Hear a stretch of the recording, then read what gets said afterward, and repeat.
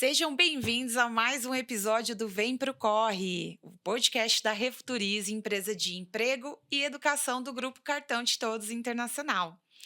No episódio de hoje, a gente vai ter um pouco, um flashback do episódio 12, em alguns momentos, onde a gente recebeu aqui o Matheus, né, da NIC, compartilhando com a gente um pouquinho da sua história, um pouquinho do seu corre. E hoje a gente vai receber aqui o Elvis, que é também o CEO da NIC, compartilhando um pouquinho com a gente também o seu lado, né, da história e um pouquinho do seu corre. Então, seja muito bem-vindo, Elvis. Eu Um que prazer te agradeço. receber, É um viu? prazer estar aqui com vocês. E aí, aqui comigo, o Rafa, né? E aí, Cia? Tamo junto Tamo de sempre. novo aqui? De novo, mais uma Elvis, vez. seja muito bem-vindo aqui. Porra, cara, queria muito ter batido papo daquela outra vez contigo. E eu sei que te pegou de surpresa. Se vocês não acreditam aí, pessoal, pô, teve apendicite, é mole? E aí acabou que a gente teve que prorrogar aqui esse bate-papo. Mas estamos aqui conversando e vai ser um bate-papo super top aqui, pessoal. Pô, legal, gente. Olha, obrigado pelo convite. Graças a Deus, a apendicite já foi, resolvido. Né? Desse mal, não morro mais. Então, é um prazer estar aqui com vocês. Quero poder compartilhar um pouquinho aqui, né, de uma história simples, mas que talvez ajude a inspirar aí a vida das pessoas. Vambora. E Elvis, o nome, né, o tema do nosso podcast, ele é o Vem Pro Corre, né? Então, a gente costuma trazer um pouquinho, né, e perguntar para os nossos convidados como que foi o seu corre até aqui, né? Qual foi o corre do Elvis? Qual que é o corre atual, né? O que que o Elvis faz da vida? Então, eu queria que você compartilhasse um pouquinho para o pessoal te conhecer e a gente poder bater esse papo. Tá legal. Bem, na verdade, eu venho de uma família de empreendedores, né? Minha mãe foi uma microempreendedora, me influenciou muito nesse mundo. Para começar a minha carreira, eu tive que, na verdade, batalhar bastante. Comecei com 14 anos como office boy, depois prestei concurso, entrei num banco público. A iniciativa pública parecia muito lenta, né? Para aquilo que a gente tem de inspiração. Acabei indo para a iniciativa privada. Trabalhei 20 anos no setor financeiro e hoje estamos com a NIC aí, que é uma operação muito bacana em benefício flexível, né? Que tem principalmente o propósito de levar felicidade para os colaboradores, de mudar um pouco do que é o cenário de benefícios nesse mercado brasileiro e tem feito seu papel aí como protagonista em algumas linhas de negócio voltadas para benefício, como saúde mental, psicológica, né? E, pô, bacana. Ô Elvis, eu sempre sou bem curioso, né, cara? Eu saio, pesquisando, batendo, vendo a vida, né, dos amigos que vão estar aqui batendo papo comigo. Cara, eu vi que tua mãe foi uma fortaleza para você aí, né? Como uma inspiração no processo de empreendedorismo. Ela foi a primeira grande impulsionadora dentro dessa sua fortaleza, dentro desse processo. Você comentou um pouco que ela é microempreendedora e depois você, com 14 anos, foi ser office boy. E aí, pessoal, todo mundo começa, cara, do zero aqui, né? Acho que não tem vida fácil para ninguém para empreender, né? Ela foi tua fortaleza, assim, porque, né, cada um tem a sua fortaleza, né? Um é a mãe, outro é o pai, outro é um chefe que inspira. É o grande influenciador. Quem que é o teu né? influenciador nesse processo lá que botou a chaminha e falou assim, porra, bora empreender? Não, sem dúvida foi minha mãe, né? Minha mãe, neta de italianos que vieram para o Brasil para trabalhar como boia fria. Então, até a infância dela, ela ficou no campo, né? Então, ela foi boia fria e resolveu vir para São Paulo para poder empreender. Começou a trabalhar aqui na Telefônica, né? Na companhia telefônica como telefonista. E assim que ela reuniu um capital, ela acabou montando uma pequena malharia. E teve ali um papel interessante, né? Principalmente aí dentro desse nicho de mercado de malhas, né? Onde ela acabou se tornando uma pequena, mas reconhecida empreendedora. E sempre foi uma pessoa muito criativa, muito self-made girl, né? Então ela sempre cuidou muito da gente, sempre buscou muito nos inspirar para que a gente trabalhasse cedo, para que a gente buscasse os nossos ideais, justamente deixando claro a dificuldade que é você crescer na vida, né? Então, muito cedo eu busquei também um emprego justamente por conta do mais até da intenção dela de que eu não ficasse em casa, né? Eu acho que hoje o colégio, por exemplo, integral é uma realidade mais ampla na sociedade, mas na minha idade não existia colégio integral. Então, meio período você acabava ficando ali, ou você estudava, ou você buscava alguma ocupação, e eu, no caso, queria trabalhar, queria ter meu próprio dinheiro, e acabei buscando o primeiro emprego, que foi como office boy, numa empresa de autopeças. Então, trabalhava meio período, estudava meio período. E é incrível isso, porque hoje em dia a gente não vê mais isso, né? Assim, eu vejo pouco. Eu estava até comentando o cargo, né, de office boy. Antigamente tinha muito em banco, né? Porque era uma forma de... Hoje tem o menor aprendiz, né? Mas era uma forma de você colocar os jovens, né, a entrar no mercado de trabalho, né, e começar a entender o que é a empresa, se situar um pouco, né, nesse negócio de mercado, de você dar um pouquinho de suor e receber o dinheiro, né? E muito interessante que eu estava vendo um pouco da sua jornada, né, que... Cara, depois com 18 anos, você entrou no Exército. Sim. Tive uma passagem pelo Exército. Foi uma passagem curta, mas me ajudou a pelo menos, criar as bases, né, do que é uma hierarquia, em respeitar, né, um ambiente, seja ele corporativo ou militar. É importante a gente ter respeito à estrutura, né, aos processos que existem em qualquer tipo de organização, né? Então, foi uma passagem interessante. E aí, como é que foi essa tua...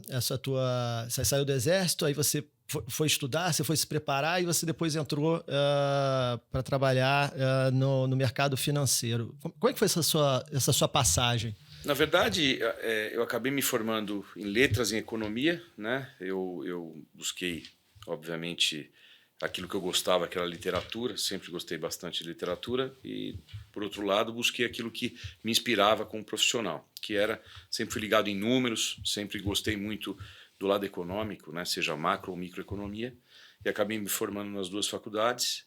E aí, dentro desse contexto, para continuar trabalhando, naturalmente, arrumei um emprego pós-exército dentro de uma pequena empresa, né, trabalhava ali na área de vendas, mas sabendo também que... E aí você tocou num ponto importante, né? Eu acho que assim, a busca pelo primeiro emprego talvez seja a maior dificuldade, né, para toda essa juventude que sai de uma faculdade, né? Porque na nossa época a gente começava um pouco mais cedo, mas já começava a ter um contato com o mundo profissional. Hoje uma pessoa sai formada de uma faculdade e vai buscar um primeiro emprego sem ter ali uma mini experiência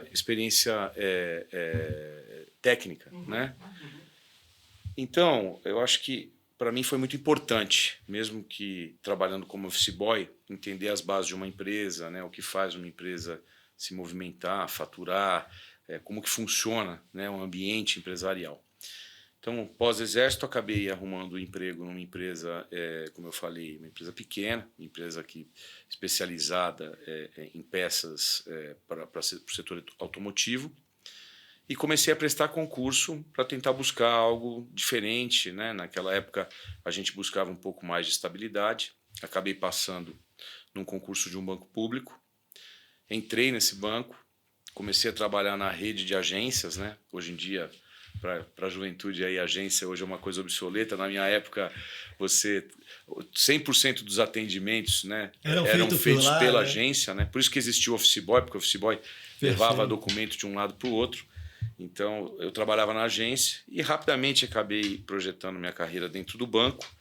Em uns 8 meses, acabei sendo promovido para uma posição dentro do departamento, dentro da administração do banco, e assumi a coordenadoria de canais do banco. Então, ali eu tive a oportunidade de entender como os produtos do banco funcionavam, né? E quais os melhores... ajudava a definir a estratégia de quais os melhores canais para a distribuição de cada produto. Seja vendendo um seguro, uma aplicação, um empréstimo, né? E, obviamente, a dinâmica toda de processo de aprovação, de entrega desses produtos. Isso me fez ter uma visibilidade ampla. Esse banco foi que me deu abertura para eu evoluir nesse mercado, né? No setor de serviços financeiros, pagamentos, mercado financeiro. E aí, a partir desse banco, eu acabei me projetando no mercado. E o que você acredita que fez com que você desse esse salto, né? Porque Como você, milhares de pessoas também faz esse caminho, né? Naquela época, né? De entrar na rede de agência. Eu trabalhei também em banco e eu sei bem como é que funcionava. Milhares de pessoas entravam, né, pela agência, né? E é bem difícil você conseguir galgar o espaço e ir para o administrativo, né? O que você acredita que fez com que você tivesse essa projeção? Bem, eu contei com uma sorte, né? E também um pouco de competência. Então, no final do dia, como eu vim do setor privado e trabalhava na área de vendas, eu tive a oportunidade de apoiar o banco na venda dos seus produtos. Como o banco era um banco público e carecia de recursos, né, com essa energia, né, que o setor privado acaba exigindo de um profissional, eu acabei me despontando como um profissional de vendas, né, de atendimento, de relacionamento com o cliente. Isso me fez, obviamente, ganhar visibilidade, o que me permitiu chegar, né, ali aos nomes da diretoria que me levou para dentro da administração. E, além disso, no banco público você acaba tendo, pelo menos, a benesse de que o banco ele não pode contratar um profissional fora da estrutura. Então, ele tem que aproveitar melhor, né, os recursos internos. E os bancos públicos, apesar das pessoas enxergarem o setor público como um setor mais engessado, ele conta com muitos profissionais bons, com muitos profissionais preparados. E aí eu acabei, obviamente, conseguindo uma posição interessante ali e pude mostrar um pouco do meu trabalho. Bacana. Legal. E aí conta pra gente como que você chegou até a NIC. Assim, minha trajetória foi longa. Foi, assim, não, tem PicPay ainda, né? encontro. Nossa, tem PicPay ainda. Na verdade, assim, eu, como disse, né, trabalhei no banco durante 4 anos, ainda era muito jovem, quando eu notei que, no final do dia, uma estrutura grande, né, bastante robusta, mas ainda assim, dependendo de muitos processos, não teria a velocidade que eu gostaria para poder evoluir, não só como profissional, né, eu acho que, como eu falei há pouco, acho que o propósito na vida da gente é muito importante. E quando você está em empresas menores, você tem uma capacidade de construir mais. O teu trabalho, o mato é mais alto, né? Você consegue produzir mais. E aí, obviamente, estando numa posição de gestão de um banco público grande, que contratava muitos fornecedores, um dos fornecedores um dia viu um potencial em mim e falou, poxa, a gente quer estruturar uma área aqui de correspondente bancário. Fogo pastinha. Exato. E aí falou, pô, você não quer me ajudar a estruturar isso? Naquela época, na verdade, o Corban era entendido como pastinha, mas que no final do dia os bancos estavam buscando a digitalização. Então eu fui para essa empresa, né, uma empresa chamada Cheque Express. A gente organizou essa frente de negócios em correspondente bancário, área de cartões, área de recarga de celular, que também estava sendo digitalizada, antes era feita por aquele cartão indutivo. E a gente construiu essa tese do Corban, da recarga de celular, que foi muito bem sucedida, né? Essa empresa foi líder no segmento dela. Então eu acabei topando ir para essa empresa, assumi uma gerência comercial nela, foi uma primeira posição de gerência, né? Eu era um coordenador no banco, então ali eu tinha 25 para 26 anos. E a partir dali eu comecei a colocar mais o pé nessa área digital, né? A área digital, lá em 2005, ela não era uma área tão evidente assim, né? O iPhone, ali naquela época nem o BlackBerry ainda existia. O iPhone foi criado em 2007 para 2008, na verdade. E o que a gente hoje entende como smartphone, que é uma ferramenta essencial para a vida de todo mundo, nem existia naquela época. Então a gente começou ali a desenvolver esse mercado, né, digitalizar serviços, de simplificar a vida das pessoas, né? Hoje o banco ele é pelo celular, naquela época, como eu falei, eram as agências. O correspondente bancário tinha um papel de levar o banco para as regiões mais periféricas, então por meio de varejistas, né? Então a gente começou essa estrutura e a partir dali a gente acabou evoluindo. Aí eu tive uma oportunidade de ir para uma outra empresa que também se tornou um case de mercado, que é a GetNet, né, que é uma empresa que eu entrei ainda enquanto ela era uma empresa de distribuição de recarga de celular, e nós construímos toda uma tese ali de adquirência, que hoje faz com que a empresa seja aí uma das 3 principais adquirentes do mercado, né? Uma empresa que foi adquirida pelo Santander. Então me deu essa pista toda, né? De conhecer no mercado de serviços financeiros e serviços bancários, né? E tudo mais. E você pegou todo esse processo de digitalização, né? Sim. Me desbloqueou uma memória aqui que entrega a idade, que foi exatamente essa época do cartão que você fazia recarga. Exato. E já não é, agora você tem que ir na lotérica, agora você tem que ir no supermercado. Exato. Você imagina o seguinte, né? Hoje você faz a recarga de celular pelo seu próprio celular, né? Você ou coloca um saldo ou você faz no banco. A revolução naquela época era... raspadinha. Exato. A raspadinha, ela era, na verdade, um papel moeda. Você precisava de um carro forte para levar até o varejista. O varejista era assaltado e esse produto era roubado. Né? Então, a gente criou uma solução integrada ao varejo, onde você dava o número do celular na boca do caixa. Hoje ainda essa solução existe. E o celular era carregado pela boca do caixa. Isso fez com que você eliminasse, obviamente, uma série de processos... com que você... O custo baixou, né? Logística. A eficiência se tornou muito maior, né? Reduziu a zero as fraudes, enfim, se tornou um processo... E olha que interessante, assim, acho que a nossa geração, né? Vou me incluir aqui nessa geração, que vivenciou isso, a gente pegou uma transição interessante, né? Porque a gente pegou exatamente essa transição da digitalização, né? Do modelo físico para o digital. A não existência do BlackBerry e do iPhone, do dia para a noite as coisas começarem a ir para o digital, e hoje, cara, 100% é digital, né? E se a gente tirar uma fotografia, né, tirar um corte, né, das pessoas que estão entrando hoje no mercado de trabalho, elas já estão entrando fora dessa transição, né? E tem um negócio importante aqui, dentro dessa aula que você está dando aqui para a gente, que o quão importante é a adaptabilidade dentro desse processo, né, e resiliência, né? Porque qualquer grande mudança que a gente faz na nossa vida ou dentro do processo de construção de qualquer negócio, ela é muito dolorida, né? E essas grandes transições de geração, ela acabou trazendo grandes soluções de negócio, né? A gente viu aí, você falou da parte da telefonia. Hoje, 100% das operações de banking é no celular, né? Cara, eu me lembro que eu fazia depósito de cheque colocando num envelopinho e botando no... Não existe, né? Não existe. Né?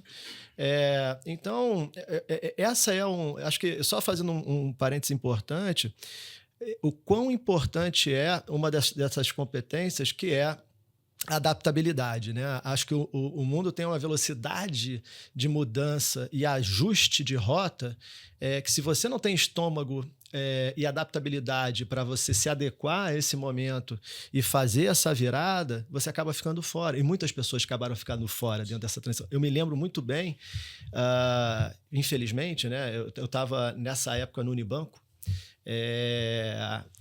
e a gente fez teve um projeto lá de reestruturação justamente para reduzir a quantidade de agências, né? E aí? Né? E aí, pessoal, que a gente está vendo inteligência artificial chegando, né? A gente está vendo outras frentes que a gente está falando de digitalização, mas tem outras coisas acontecendo que vai ocasionar o que a gente viu há 10 anos atrás, 15 anos atrás, 20 anos atrás.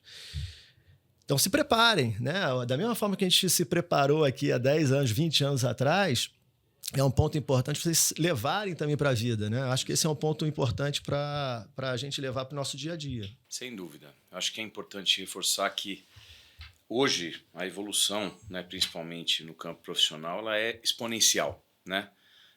Hoje o profissional ele tem que ter competências novas e tem que se adaptar rápido, né? Principalmente essa juventude que vem, né, para o primeiro emprego. É importante entender que a inteligência artificial faz parte agora da geração delas. Não precisa ter medo, né? Não precisa ter medo, muito pelo contrário, né? Você tem que saber, né? Exato. E a gente vai ter que transformar essa geração numa geração muito mais pensante do que as gerações anteriores, né? Então, a gente vai ter que formar bons engenheiros de prompt, bons questionadores de prompt, né? Para que a inteligência artificial dê as melhores respostas. A gente vai ter que se preocupar menos com o meio e mais com o objetivo, né? Então, é importante que haja essa preocupação, esse entendimento disso o quanto antes e que a gente beba disso, porque isso é evolução, né? Tudo vem para a benesse da população, das pessoas, e a gente tem que saber como se apropriar disso. Bom, e aí, depois da GetNet... Bem, depois da GetNet, na verdade, eu acabei indo para o meu primeiro empreendimento, né? Nós fundamos uma empresa chamada... E o frio na barriga? Muito, muito frio. Foi a primeira vez que eu tive uma decepção. Acho que é importante dizer, né? Eu acho que é importante quando a gente empreende também reconhecer os erros e os acertos. E foi uma empresa que nós fundamos muito legal. Foi num primeiro momento na primeira onda, na verdade, de startups no Brasil. Então, foi ali de 2010, 2011, né? Num período que se falava pouco em venture capital, se falava nada em fintechs, health techs e tudo que são os termos hoje aplicados aí aos segmentos de atuação das principais startups. Mas a gente montou uma empresa que era uma processadora de gift card, né? Ou seja, nos Estados Unidos o gift card sempre foi muito relevante e a gente entendia que o Brasil tinha um potencial grande. A gente, de um PowerPoint, transformou essa empresa numa empresa que faturou aí milhões de reais. Mas, como acabamos de falar, a evolução ela é exponencial e ela não espera. E o que a gente não contava? Que a era digital mataria, né, a indústria de gift card. Então a gente fez a maior... E ao mesmo tempo a gente perdeu o mercado, né? Eu acabei saindo da operação em 2015, né? Qual que era a empresa? Pila era o nome dela. Putz, eu lembro da Pila. Exatamente. Tinha uma... não sei o que, Hawk, como é que era? Black Hawk, a Income. Né? Eram parceiros nossos. Eram Eu empresas lembro. que distribuíam o nosso produto. Eu lembro, né? eu lembro. Então foi um momento bacana. Não tinha muita cultura ainda, né, de gift card. Nunca teve. Na verdade, sim, o Brasil ele nunca teve a cultura de gift card porque o povo brasileiro é um povo muito caloroso. Uhum. É um precisa desse contato. Ele precisa né? do contato, ele precisa do presente, ele gosta do Tomar pacote, decisão, a embalagem. Né? Então, o gift card se resumiu a uma ferramenta de premiação de colaboradores. Perfeito. E nós estávamos muito mais voltados para os gift cards de varejo. Uhum. Né? Então, fechamos parceria com todas as grandes Saraiva, marcas. eu lembro disso. Sim, exatamente. Tínhamos gift card de todas as grandes marcas e tal. Mas foi como um filme francês, sucesso de crítica e fracasso de público. E o negócio... Cara, vou copiar essa, é muito bom. O que acabou acontecendo? A gente vendia bastante até, mas nós vendíamos para empresas. E aí você tem uma previsibilidade de receita muito baixa. Então o negócio ele não se perdurou. Foi uma história bacana, né? Conseguimos concluir ali o ciclo, a empresa ainda durou bastante tempo. Eu saí antes e tal, mas não foi uma empresa que explodiu como as empresas que eu conheci naquele momento, né? Que se tornaram aí grandes corporações. Hoje ainda tem, né? Mas acho que é muito mais ligado a jogos, pelo que eu estou entendendo. Hoje, na verdade, o gift card que é comercializado, ele não é um gift card. Ele é um cartão de acesso a algum tipo de serviço. Perfeito. Então, se eu sou desbancarizado e eu quero adquirir uma assinatura do Netflix, eu compro um gift card do Netflix. Se eu quero assinar um serviço do Google, eu compro o serviço do Google e assim por diante. O Spotify, Uber, né? Perfeito. Então, você tem serviços digitais que são acessados por meio de algum voucher que hoje... A tendência é que saiam da gôndola fisicamente e se tornem um serviço digital que você compra na boca do caixa de um supermercado quando você não tem um meio de pagamento digital, o que hoje também já já deixa de ser uma realidade, né? Hoje uma população muito grande do Brasil é bancarizada no final do dia, poucas pessoas, uma parcela muito pequena da população é desbancarizada a ponto de não ter pelo menos um meio de pagamento digital para adquirir um serviço digital, porque hoje faz parte da nossa vida, né? Faz parte ali do ramo essencial do que a gente utiliza. Eu vi um hacking que fala, né? Uma pula do gato, né? Do gift card do Airbnb. Tu já viu essa, não? Sim. E o cara compra vários gift cards do Airbnb em um varejista, parcela sem juros, 6 vezes sem juros, porque no Airbnb você não consegue. Você paga juros. E vai viajar. Né? Porque você não consegue fazer. Muito louco sacada, isso. Né? Né? É sacada. O brasileiro é criativo. E aí, Então, mas foi assim. Então, aí poxa, a Pila foi uma experiência maravilhosa. Foi o que me levou, na verdade, a voltar a empreender, né? O que me trouxe essa visão empreendedora. E aí, saindo da Pila, eu acabei aplicando esse conhecimento, né? De tendo empreendido, ter sido CEO também da empresa e ter gerenciado ali. A gente chegou a ter aproximadamente 150 colaboradores, então não foi uma empresa tão pequena, bastante gente. Acabei levando isso para outras empresas das quais eu participei. Então, a empresa seguinte, pela Pila, eu acabei conhecendo um grupo grande de empreendedores que eram sócios de uma empresa chamada Acesso. Acesso foi a primeira instituição de pagamento a ser aprovada. Isso, lembra? Exatamente. Ela foi a primeira a ser aprovada pela Mastercard e pelo Banco Central a emitir cartão pré-pago, né, uma conta de pagamento, sem ser um banco, né?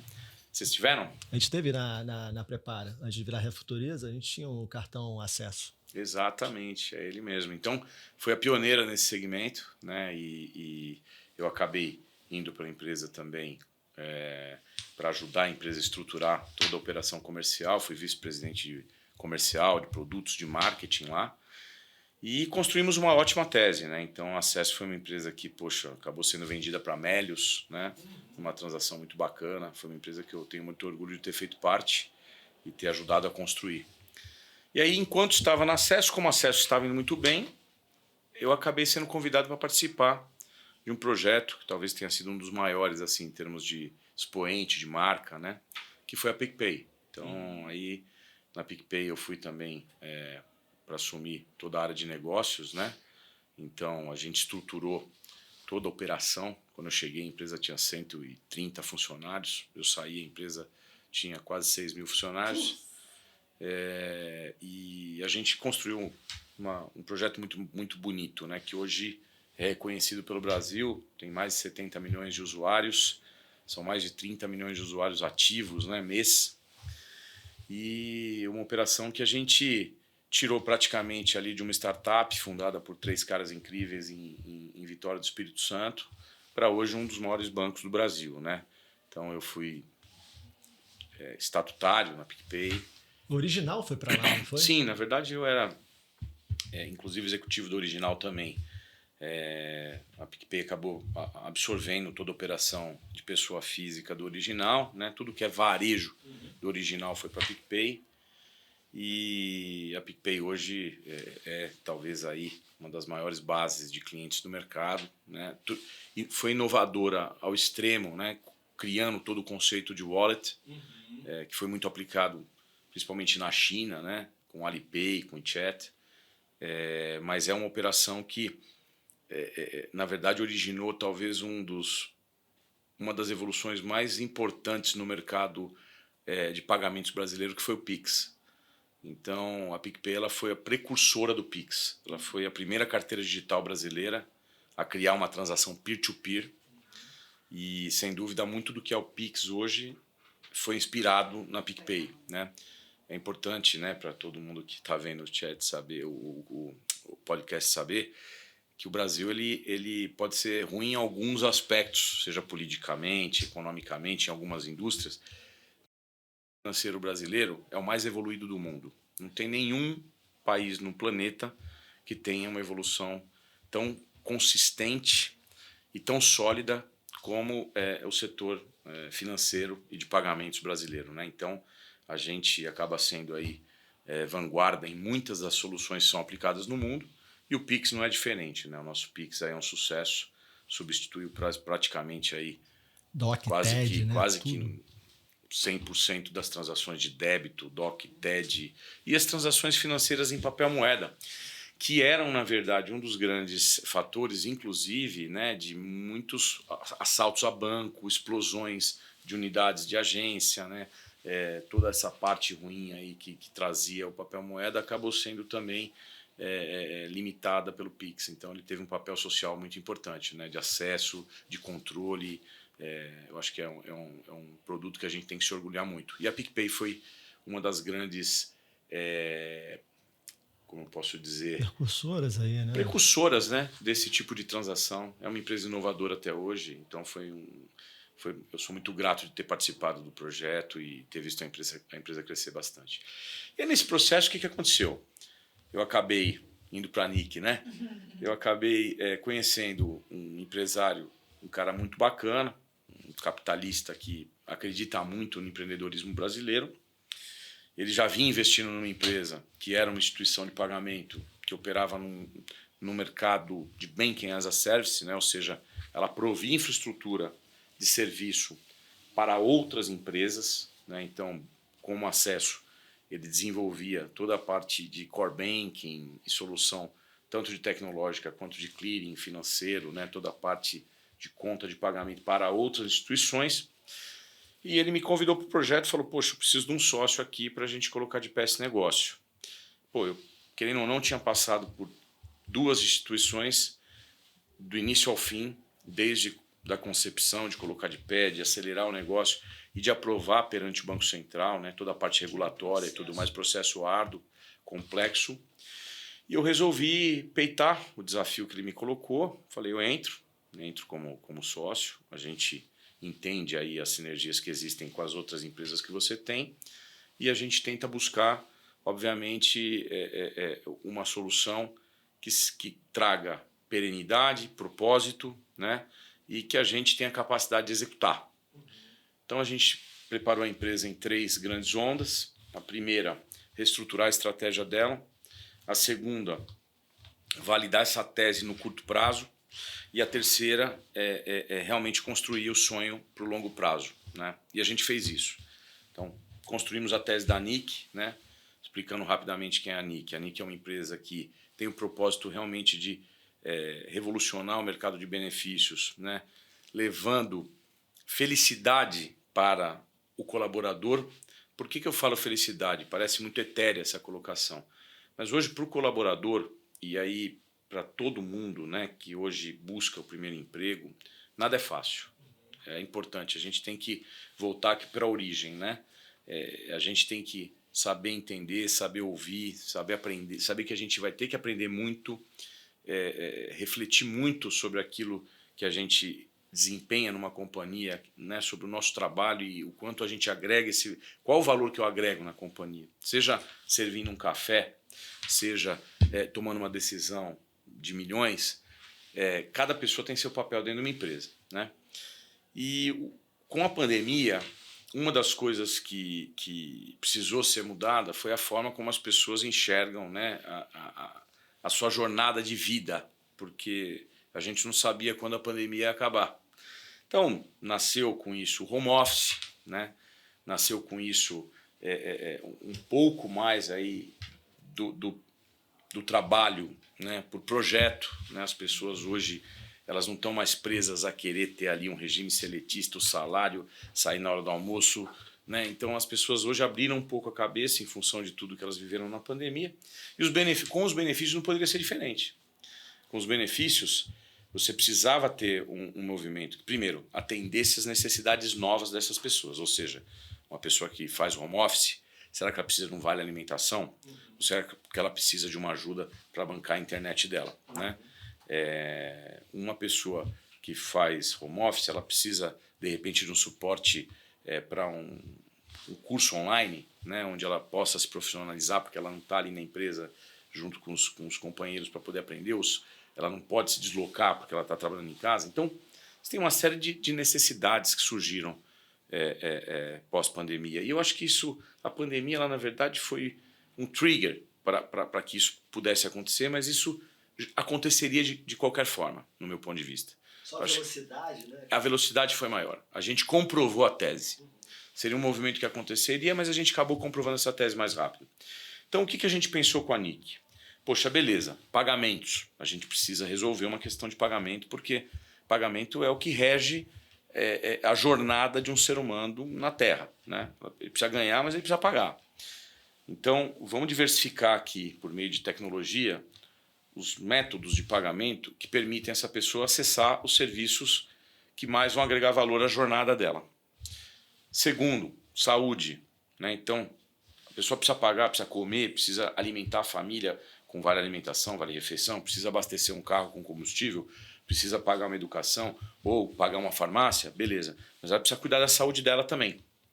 Então, a gente construiu uma tese na NIC, baseada nesse segundo pilar, que é, poxa, por que a gente espera uma pessoa entrar numa sinistralidade, ser tratada num pronto-socorro, ao invés da gente oferecer uma jornada de medicina preventiva que faça com que ela busque, né, se cuidar antes de vir o problema.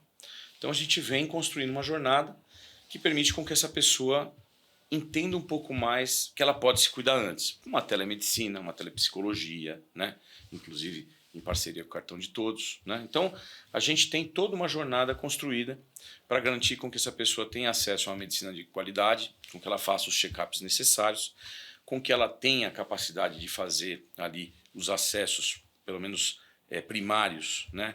Quando ela tem uma necessidade de se desabafar com alguém, quando ela está passando por algum problema pessoal, né?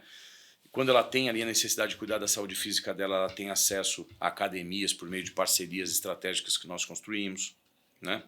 A gente busca e a gente quer chegar a um nível, né, de permitir com que essa pessoa tenha como benefício ter 1 hora no dia garantida para ela fazer uma academia, para ela fazer uma telepsicologia, porque não adianta ela ter também o acesso ao benefício e não entender que ela tem aquela hora disponível. Então, hoje faz parte do ciclo de felicidade de uma pessoa poder cuidar de si.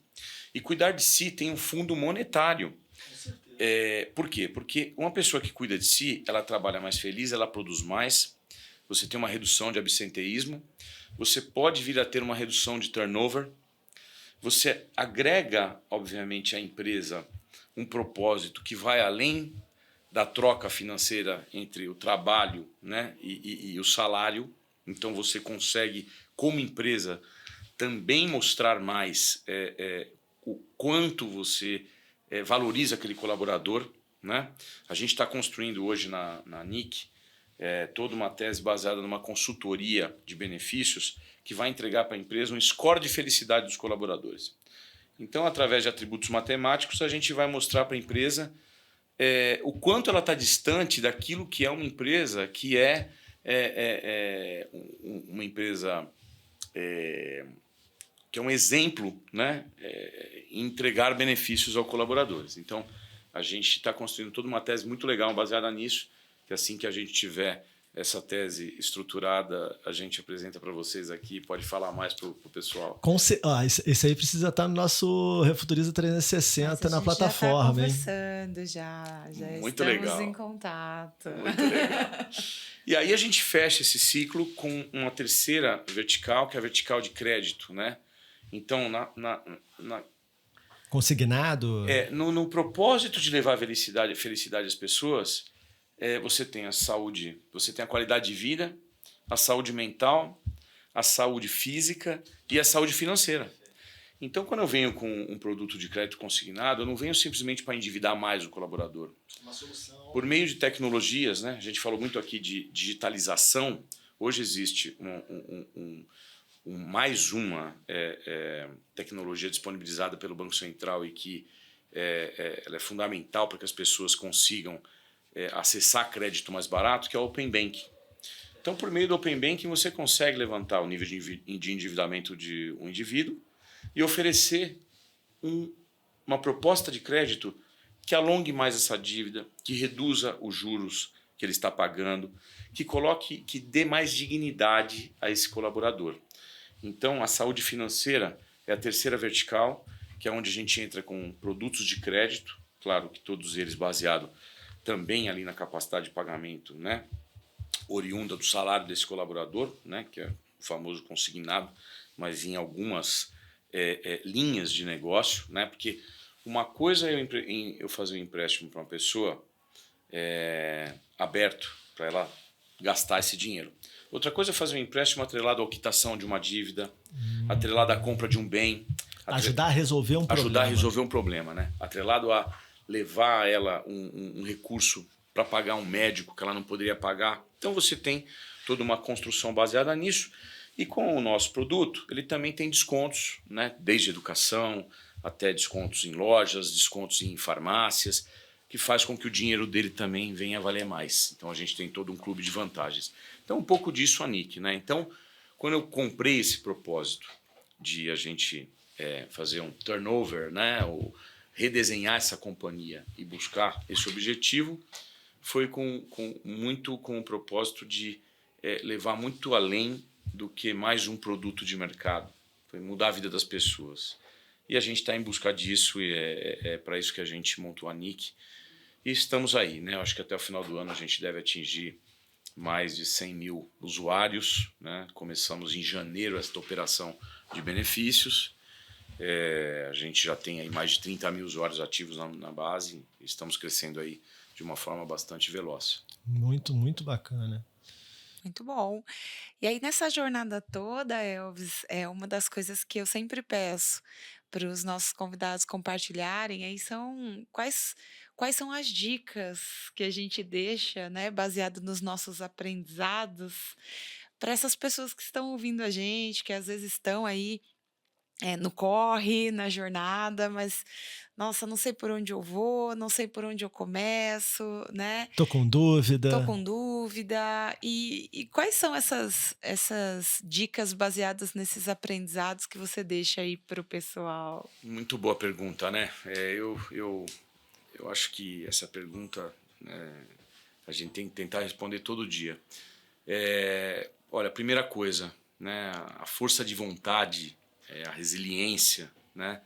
Ela é a ferramenta básica para se buscar o seu sonho, para se atingir seus objetivos. Quando a gente vai começar uma vida profissional, muitas vezes a gente idealiza, romantiza e a gente tem que ter clareza de que sempre é difícil, sempre vai ser difícil, né? Então, abrir a mente e entender que muitas vezes você vai começar por um lugar, mas você tem que perseguir seus ideais, alinhar seus ideais às suas competências, né? E ter muita força de vontade para fazer as coisas acontecerem, né? Eu acho que um exemplo que eu uso muito assim, as pessoas olham as top models hoje e imaginam que, poxa, elas chegaram lá porque alguém encontrou ela na fila do shopping e falou: você não quer trabalhar na Versace, na Gucci, né? E não é assim, né? Elas ficaram em muitas filas, viraram muita noite, tomaram muito não, né? E é uma profissão que eu admiro muito, porque é uma profissão difícil, né? Passa por uma série de situações aí que a gente sabe que são difíceis. Então, o que eu quero dizer com isso não é fácil, não vai ser fácil, exige-se muita resiliência, muita humildade, né? Os valores, né, que a gente tem que ter para perseguir nossos ideais são fundamentais. Então, essa autorreflexão, a gente estar de peito aberto, né? Ser grato pelo que a gente tem, né? E buscar os nossos ideais sabendo que vai ser difícil, acho que é um primeiro passo. E a partir do momento que você consegue esse primeiro emprego, né? Que você consegue acessar o mercado de trabalho, você respeitar o próximo, né? Você garantir que você está fazendo o seu melhor sem, obviamente, entrar numa onda negativa, né? Eu falo que hoje ainda o mundo corporativista ele tem muitos anestesistas, né? Então o ambiente, muitas vezes, de uma empresa ele pode te influenciar, então você não pode deixar o ambiente te influenciar, a gente tem que germinar positivamente os ambientes que a gente acessa.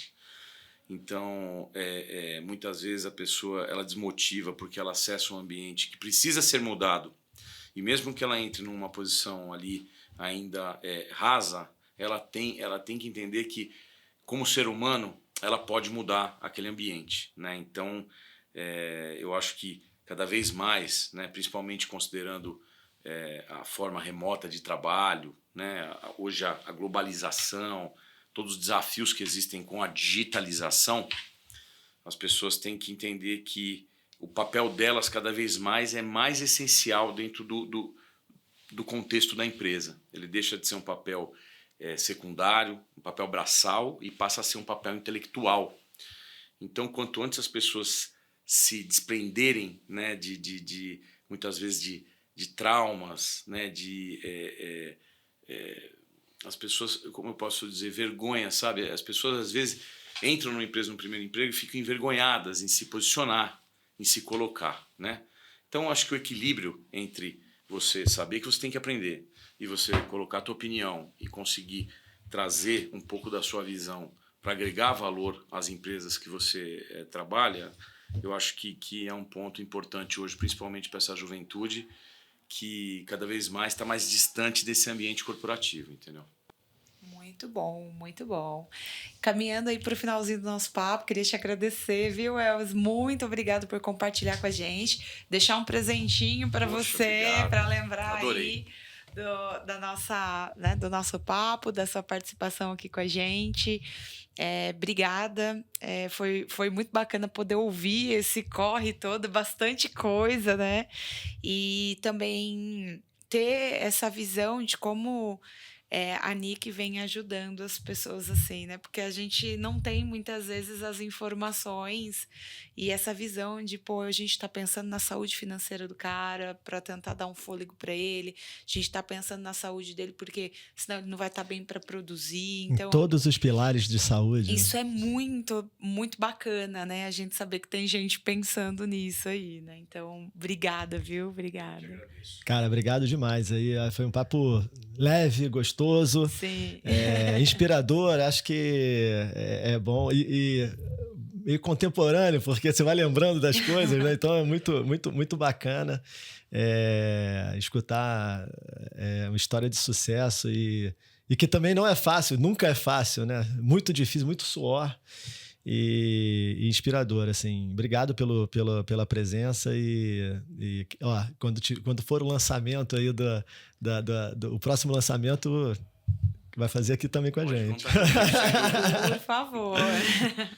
Combinado, então. Obrigada, viu, Elvis? Eu um que abraço agradeço, para gente. você. Um abração. Muito obrigado. Gente, muito obrigada por estarem com a gente aí nesse episódio e até a próxima. Um abraço.